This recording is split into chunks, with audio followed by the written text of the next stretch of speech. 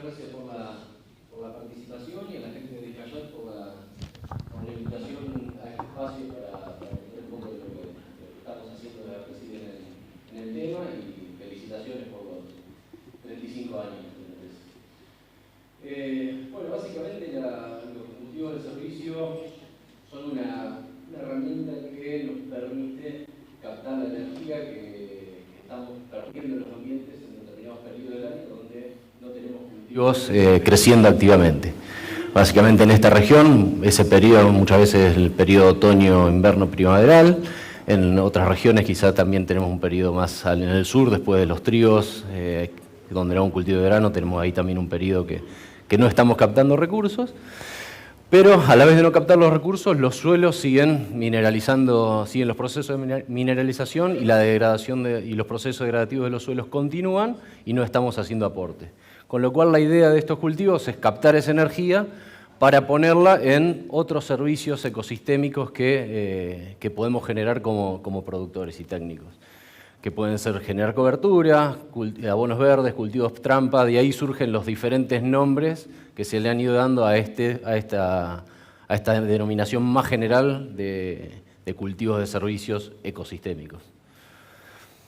Básicamente en el corto plazo pueden brindar algunos servicios que son los que en general inicialmente traccionan a los productores para su adopción, porque son los que pueden brindar un retorno económico que justifique su aplicación en el corto plazo, como puede ser la supresión de malezas, la captura de nitrógeno o la fijación de nitrógeno, controlar la evaporación directa mejorando la gestión del agua de los sistemas, control de erosión, provisión de forraje, que algo ya obviamente se habló en las charlas anteriores, favorecer el ambiente para insectos benéficos, y en el largo plazo lo que impacta más en conservación del suelo y la salud, la dinámica del agua y los nutrientes, en el ciclado de los nutrientes en el tiempo, y también la estabilidad, muchas veces aportando de los rendimientos y la resiliencia ante eventos de estreses climáticos, vamos a ponerle.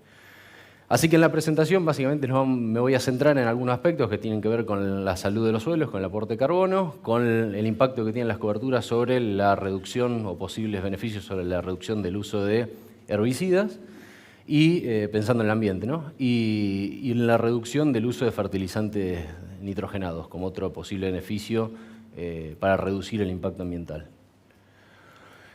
En trabajo de la Chacra Pergamino, básicamente venimos, que es un grupo de productores de esta región, que está trabajando mucho en intensificación de las rotaciones, entendiendo la intensificación como un mayor aprovechamiento del suelo, teniendo más tiempo del año cultivos vivos en nuestros lotes. Entonces estamos trabajando con rotaciones típicas, vamos a poner, de la de tercios, trigo, soja, maíz, soja, en la que estamos ocupando cerca de un 40% en el promedio de los años el suelo con cultivo vivo, hasta rotaciones agrícolas de 2 cultivos por año que incluyan cultivos de cobertura, en las que llegamos a un 80% de ocupación con cultivo vivo del suelo, y algunas pasturas que es un 100% de ocupación a lo largo del año. Y lo que estamos viendo, que a medida que intensificamos dentro de las rotaciones agrícolas, estamos logrando aportar más carbono a los suelos a través de los residuos de cosecha, y especialmente se están destacando aquellas rotaciones que incluyen los cultivos de cobertura, ya que toda la biomasa que capturan todo ese carbono lo estamos dejando en los lotes. En situaciones, por lo menos estamos logrando nosotros, sin pastoreo de las coberturas. ¿Qué estamos viendo en los suelos? En el corto plazo, la figura de arriba, analizamos luego de 4 años de arrancado los ensayos de rotaciones con diferentes niveles de intensificación, cómo se movían las fracciones más lábiles del carbono en los primeros estratos. Y empezamos a ver que podíamos tener un impacto directo en esos primeros años de implementar un sistema intensificado sobre las fracciones más lábiles del carbono.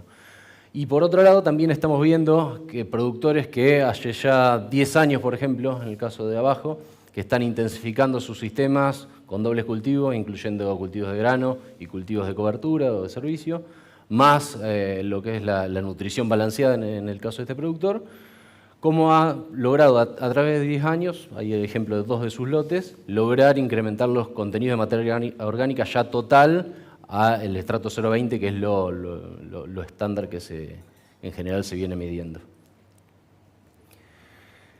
Entonces, básicamente, los cultivos de cobertura en general se terminan sembrando en abril, mayo, haciendo una terminación previa a por ejemplo, este es un ejemplo para la siembra de un maíz tardío, haciendo una terminación de fines de octubre, principios de noviembre, con lo cual ya gran parte de ese periodo lo estamos ocupando con un cultivo vivo, pero hay algunas otras estrategias que permiten incrementar aún más esa intensificación.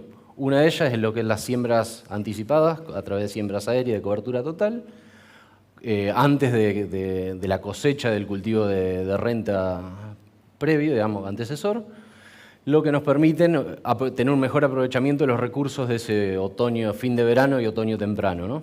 Que en general trae mucho beneficio esto, la siembra anticipada sobre lo que es el control de malezas.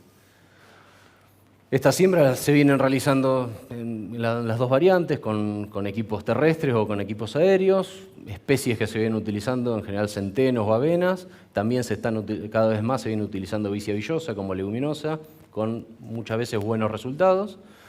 Y algunas claves que quisimos listar ahí para apuntar a tener un éxito pasan por estar atentos al pronóstico de lluvia al momento que hacemos la siembra, tener humedad de suelo para evitar situaciones, para tener asegurarnos una buena implantación de la cobertura una vez que se da la germinación y que no nos quedemos sin nafta para los primeros momentos de la implantación. También vemos muy importante lo que es protección de semilla en esas situaciones donde las emergencias pueden ser un poco más demoradas que con siembras terrestres, y lo que en el caso de las leguminosas, una buena inoculación, incluso subiendo la dosis de inoculantes para asegurarnos, si queremos fijar nitrógeno, que la leguminosa nodule. Y también es muy importante, sobre todo cuando uno piensa en malezas, en este tipo de siembra, una correcta distribución de las semillas en los lotes. Los equipos terrestres generalmente van muy bien en eso, y los aéreos muchas veces depende de la mano del piloto y de las condiciones en las cuales se da la siembra. Otra estrategia que que están utilizando algunos productores, de a poco se viene utilizando cada vez más, vienen subiendo el número de pruebas que se viene haciendo todos los años, son las siembras en verde. Una estrategia que permite captar esa ventana de crecimiento primaveral para potenciar la producción de biomasa y los beneficios en principio que pueden aportar las coberturas. También pueden ser interesantes las siembras en verde en los ambientes donde no se quiere resignar a sembrar maíz temprano por su potencial de ambiente. Queremos seguir sembrando maíz temprano, bueno, entonces la siembra en verde nos permite continuar la cobertura hasta fines de septiembre, por ejemplo, para que aproveche ese crecimiento primaveral, especialmente esto pensando en las leguminosas. Y un escalón más de intensificación sería la combinación de ambas situaciones, con siembras aéreas tempranas y yendo a siembras en verde, donde prácticamente estaríamos ocupando el 100% de ese periodo con cultivos vivos. ¿Qué se viene utilizando para las siembras en verde? Productores que están haciendo siembra en verde con posterior aplicación de herbicidas, productores que están haciendo siembra en verde y posterior rolado, donde ya no están utilizando herbicida en ese caso, y otros que están haciendo rolado y la posterior siembra, en los casos con gran producción de biomasa o altos niveles de lignificación de la biomasa que complican la siembra, se está rolando y sembrando atrás. Otro ejemplo, se sembró vicia con avión, es el último caso de siembra con avión anticipada de vicia en un lote de trigo soja, que vino el trigo guacho, así que terminó un poco con sociedad la vicia, se sembró la soja a 17 centímetros, y solo con la siembra, con ese corte de surcos estrechos, la vicia terminó su ciclo de vida y se implantó la soja. Con lo cual también en esta situación logramos reducir prácticamente a cero. El último herbicida fue el residual que se aplicó en la soja de segunda del otro año. En soja no hemos visto todas buenas, también hemos visto situaciones con fallas en los cierres de los surcos, porque el tren de siembra no termina trabajando del todo bien, y se han visto situaciones donde las plantas empiezan a mover mucho, raspar contra los residuos y generando lastimadura en los tejidos, estrangulamiento y muchas veces pérdida de planta. O sea que es un tema a seguir desarrollando. Algunas consideraciones son que son una herramienta más para intensificar. En palabras de los productores, permiten mayor operatividad de la sembradora respecto a situaciones donde sembramos con el cultivo de cobertura ya quemado, ya que no hay tanto problema de que se reviene la humedad en el rastrojo. Proveen una excelente cama de siembra. Hay que considerar la disponibilidad de agua útil en el perfil para jugarnos a este tipo de estrategia. Tratar de no llegar a situaciones donde estemos consumiendo el agua del segundo metro, que es la más difícil de recargar. Hasta ahora hemos visto mejores resultados en el cultivo de maíz que en soja. Es importante utilizar semilla de buena calidad, sobre todo vigor, más allá del PG obviamente, porque el cultivo va a estar creciendo en un ambiente que le va estresante, vamos a ponerle, o más estresante que nacer sobre un suelo desnudo. Y creemos que es necesario laburar mucho en los próximos tiempos en ajustes en los trenes de siembra para este tipo de situaciones. Lo que respecta al uso de herbicidas, vemos que estamos viendo que la combinación de cultivos de cobertura con herbicidas nos permite, sobre todo, la cobertura nos permite acotar las ventanas de emergencia y también los picos, con lo cual termina favoreciendo la efectividad de los productos en muchos casos. Ahí no se llegan a apreciar las letras del gráfico de la derecha, pero hay especies o mezclas que en general tienen mejores niveles de control que otras, sobre todo asociado al nivel de cobertura que van logrando de biomasa. En general estamos viendo que para pensar en un piso de control de malezas, estos son controles de 0 a 100% al momento del secado de la cobertura. Nos tendríamos que estar pensando en unos 4 o 5.000 kilos de biomasa para asegurarnos unos pisos de control del 70%. Hemos logrado obviamente mejores controles que eso, pero esos pisos son los que estamos manejando de control con esos niveles de biomasa. Los puntos que ven de mejores controles con menores niveles de biomasa en general están asociados a años muy secos, donde hubo poca emergencia de malezas. También estamos viendo...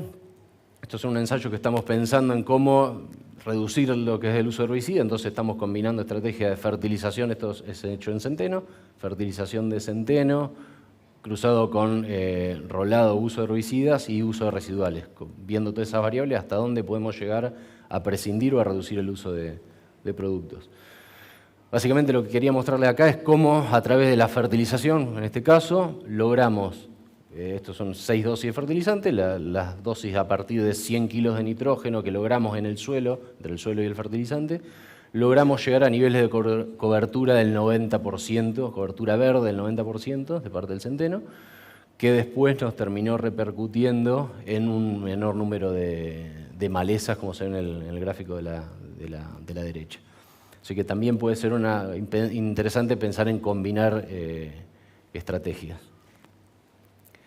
Estos son algunos ejemplos de lo que tiene que ver con la reducción del impacto ambiental que están teniendo el uso de coberturas. Ahí tenemos 3 casos, esto fue el mismo productor, el mismo año, en el 2017.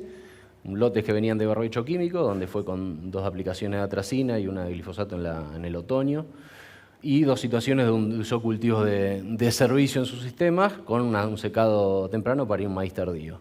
En esas combinaciones de productos que utilizó, llegó a estos valores de impacto ambiental, que esto es un índice, se calcula a través de la dosis del tipo de producto, y hay un rango de niveles. Si estás entre 50 y 100 en un riesgo moderado de impacto ambiental, más de 100 sería alto. Bueno, entonces vemos cómo la primera estrategia tuvo un impacto ambiental más alto que cuando usamos cultivos de cobertura de servicio. Respecto a lo que es nutrición, fundamentalmente acá hablamos de leguminosas, sobre todo en los aportes de nitrógeno.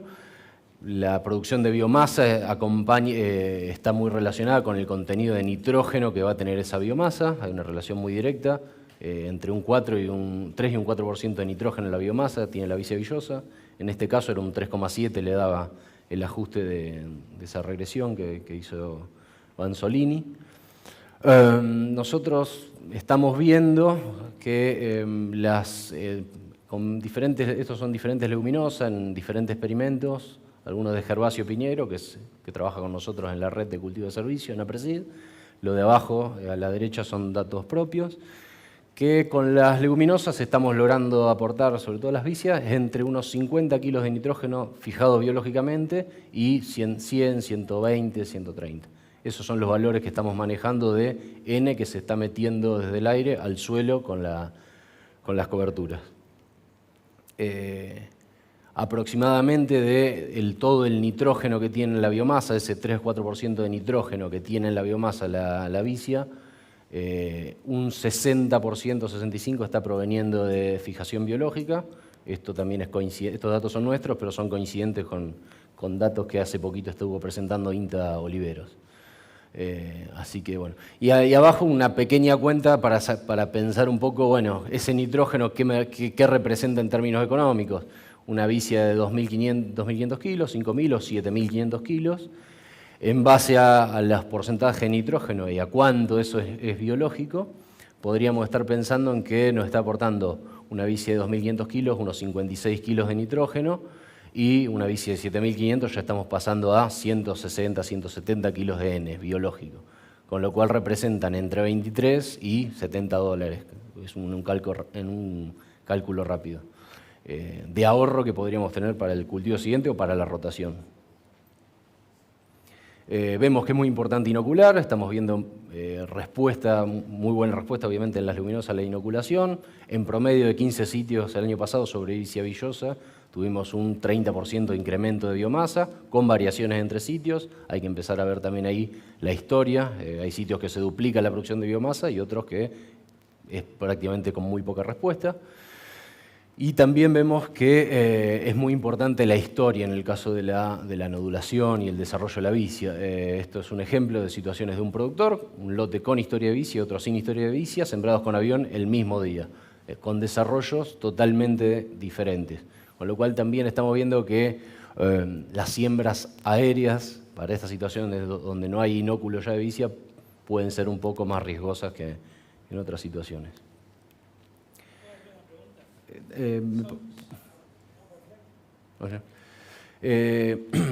También con el mismo sentido, hemos hecho algunos ensayos de fertilización nitrogenada en conjunto con INTA Oliveros, de fertilización nitrogenada en maíz sobre vicias, sobre arvejas, sobre barbechos y sobre trigo.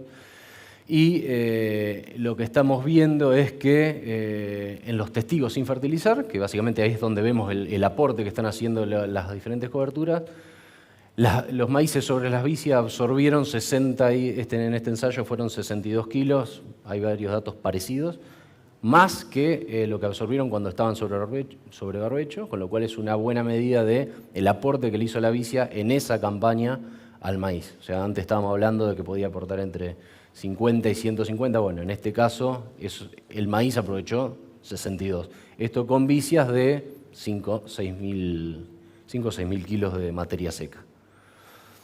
Seguimos haciendo algunos experimentos de fertilización nitrogenada en maíz, ahora ya con diferentes también tipos de cultivo de cobertura. Leguminosas son vicias, mezclas, gramíneas y leguminosas, crucíferas y gramíneas.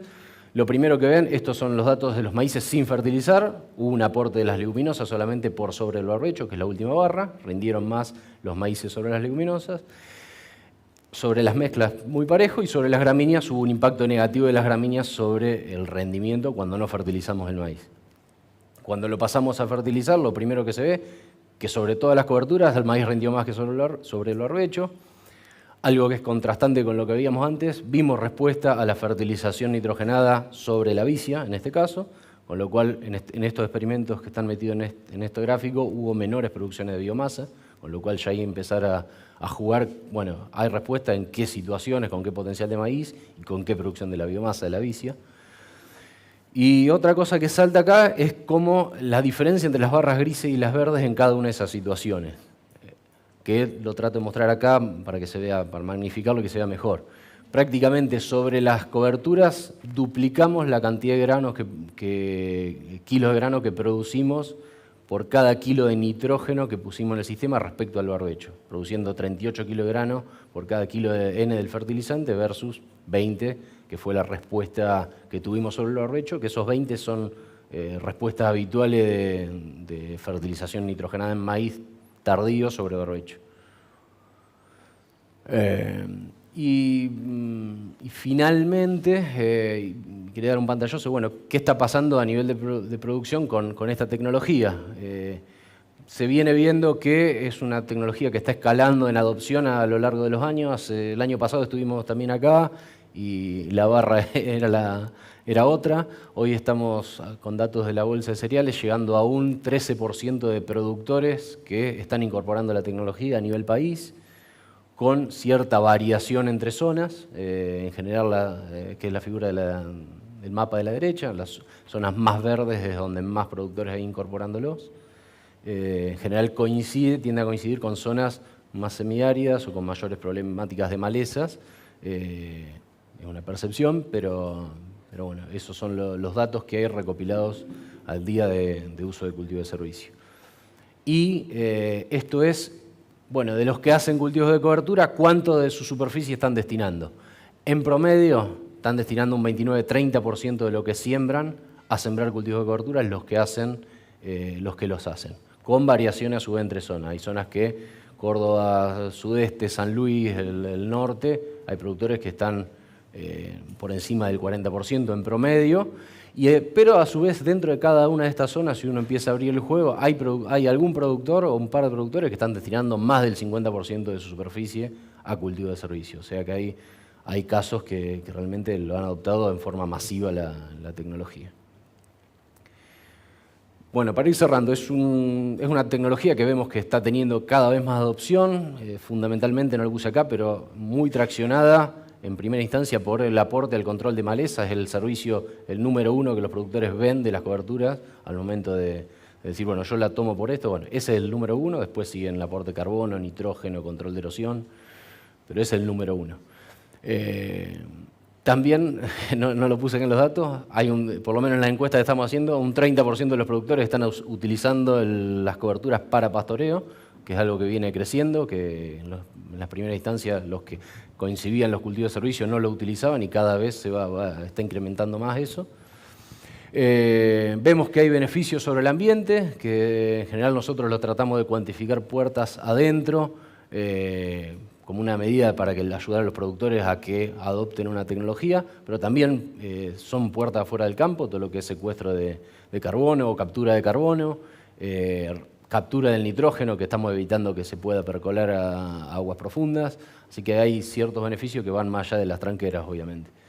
Creemos que es muy necesario ajustar el manejo por zona, por ventana de utilización de cultivo de servicio, dependiendo del antecesor, del sucesor, y que también es importante integrarlo con otras herramientas en función de los objetivos. La fertilización, la siembra en surco estrecho, siembras en verde, siembras aéreas, y fundamentalmente vemos que es muy importante en esta tecnología, lo volvemos a repetir siempre, es el tiempo. O sea, que el productor que la adopte la pueda ir viendo a lo largo del tiempo, que ahí es donde realmente muestra su mayor performance el uso de cultivo de servicio.